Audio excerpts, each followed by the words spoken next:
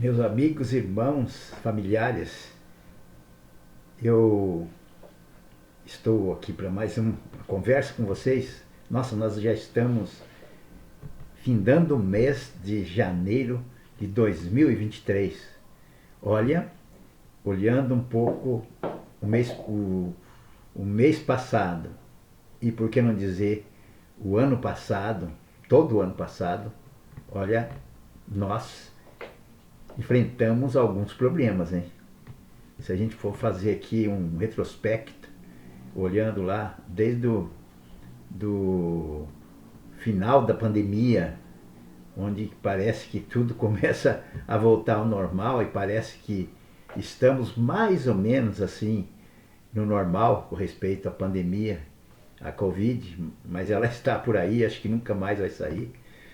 Mas também por causa da questão política no nosso país.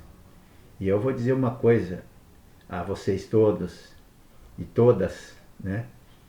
Eu jamais, eu estou com 73 anos, né? O tempo passa, jamais enfrentei e nunca imaginaria, acho que muitos de nós não imaginávamos e não imaginamos, mas a gente passou por problemas aí que, sinceramente, eu fiquei assim bastante pasmo com tudo que aconteceu o ano passado e que culminou com essa tragédia da invasão lá no nosso lugar de leis, né? Um lugar que eu não vou dizer que seja sagrado, mas é um lugar onde nós colocamos pessoas lá para nos governar através do nosso próprio voto. E de repente acontece tudo aquilo que nós vimos aí. E eu gostaria de fazer a minha reflexão aqui. Porque, olha, desde o ano passado, quando Bolsonaro demonstrou que ele queria se reeleger, uma das coisas que me impressionou negativamente em Bolsonaro foi que ele, logo que assumiu o poder, ele disse uma frase que me marcou muito. Ele diz assim: deixa o Lula lá na cadeia, que fique lá, que apodreça lá. Isso um presidente não se fala e não pensa uma coisa dessa. Aliás, o Bolsonaro, desde o começo, ele nunca acenou para que houvesse diálogo entre os adversários. Ele nunca acenou para uma conversa em que todo o povo brasileiro precisava de agora retomar cada um a sua vida e ele retomasse também o seu poder e agisse de acordo com as necessidades do povo. Porque veja só, quando nós votantes, né, votamos em alguém, é como passar um cheque em branco para aquela pessoa nos representar lá no poder. Então, nós estamos esperando que essa pessoa nos represente. Agora, o que aconteceu ao longo desses 4 últimos anos aí são coisas absurdas, porque o governo que se propôs a nos representar, a lutar por nós, a estar a serviço de todo o povo brasileiro, indistintamente de questões políticas, de ideologias, ele simplesmente se colocou numa posição de atacar o PT e colocando uma máxima que mentirosa, porque quando ele diz que é tudo comunista, isso daí é uma mentira. O povo brasileiro já tinha visto Lula em outros anos. O povo brasileiro sabia quem era o Lula, sabe quem é o Lula até hoje. Por isso que recolocou pela terceira vez o Lula, porque o Lula não é isso que o povo, uma parte aí, bolsonaristas estavam e falam até hoje, né? Comunismo, o Brasil não pode entrar nessa, isso daí essa bandeira vermelha não pode fazer parte da nossa bandeira, que é verde e amarela, coisas assim absurdas, porque o Lula sempre defendeu todos, ele sempre foi um estadista e ele nunca optou por ser de um partido e abandonar e rejeitar os outros partidos assim nas suas ações. Ele era o governo, o presidente de todos, ele sempre foi e agora está sendo, nesse início também, chamando todo o pessoal do Congresso Nacional, tanto do Senado como da Câmara dos Deputados, dialogando, conversando, fazendo projetos. Claro que ele tem a prioridade dele, que é o povo sofrido, o povo que tem fome, e ele tem razão. É para isso mesmo que ele está ali, mas também ele está vendo outras áreas. Ele já disse que o Banco do Brasil tem que ter seus lucros, ele já disse que o agronegócio vai continuar, etc, etc. Então Lula não é assim, este presidente de uma facção, de um projeto simplesmente e deixar os outros projetos. Mas o que nós vimos foi um absurdo. O pior de tudo é que as igrejas, parte das igrejas evangélicas, se mancomunaram com isso daí, apoiando o seu representante, que foi o Bolsonaro, de uma forma assim, sem analisar seus líderes, falando coisas assim, de levar a sua própria igreja, o seu grupo, a tomar decisões erradas, errôneas e até pecaminosas, afrontando não só uma parte do povo evangélico aí. Eu vou dizer uma parte porque eu sou evangélico e muitos outros evangélicos ficaram indignados com essa postura louca desse grupo que se aliou a qualquer preço a Bolsonaro. Mas veja só, então, foi um momento em que a igreja se colocou numa posição de confronto, de ataques, onde os líderes maiores aí colocando seu rebanho, seu povo contra o outro partido, contra a outra ideologia. Só que tem uma coisa: se é tudo feito em nome de Deus, e como diz muitos evangélicos, aí não cai uma folha da árvore sem que Deus queira. Veja só, eu fiquei impressionado, mas impressionado mesmo, o que aconteceu desde da época em que o Lula ganhou até hoje. Primeiro, a eleição do Lula.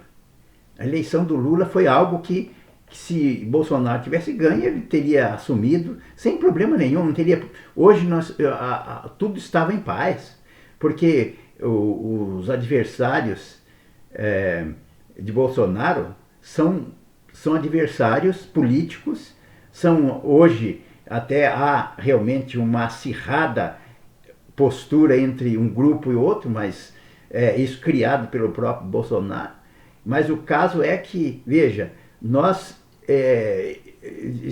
nos colocamos diante de uma situação em que Lula ganhou, foi apertado, foi. Mas aí, o que tinha que acontecer? No outro dia, Bolsonaro tinha que falar: tá bom, então agora a vida segue.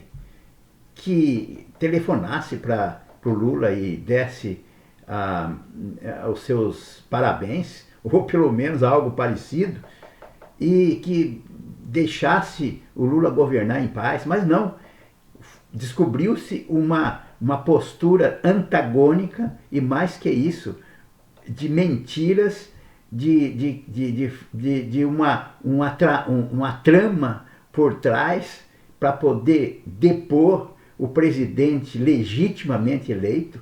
Gente, isso é algo que nunca aconteceu nos moldes que aconteceu agora. Nós já tivemos impeachment, nós já tivemos a tomada na época dos militares, da ditadura militar, mas não foi da maneira que aconteceu agora.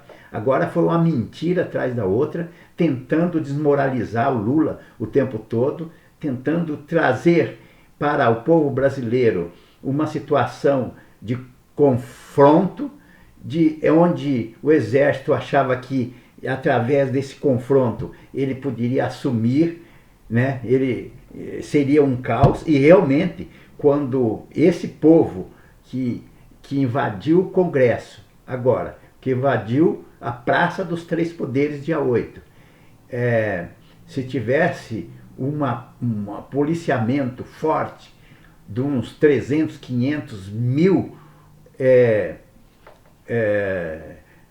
policiais ali, teria sido um confronto sangrento. E o que tinha acontecido? O exército tinha tomado o poder porque ele dizia que estava estabelecido o caos. Mas Lula teve uma sabedoria divina. Divina, e eu digo isso. Divina porque tudo aconteceu de uma forma assim que nós humanos ficamos pasmos. Como Lula levou essa situação toda. Não houve sangue, não houve confrontos violentos. Houve confronto violento, até houve, mas não houveram mortes. Enfim, essa travessia obscura se atravessou com uma certa normalidade. E aí nós vemos, e olha, gente, eu fico olhando esse pessoal que se estabeleceu aí nesses grupos em frente do exército, né? Meu Deus do céu, o que eles esperavam que houvesse realmente? Há muitos pastores que estavam lá no meio, esposa de pastores, ao invés de estar nas suas casas, estavam lá, ao invés de estar na sua igreja pregando, estavam lá, gente, pessoas que deveriam estar cuidando da sua família, da sua empresa, né? Enfim, dos seus afazeres, não deixaram tudo, estavam lá. A troco de quê? Querendo derrubar um governo legitimamente instituído? Isso não poderia ter acontecido. E nós evangélicos que estamos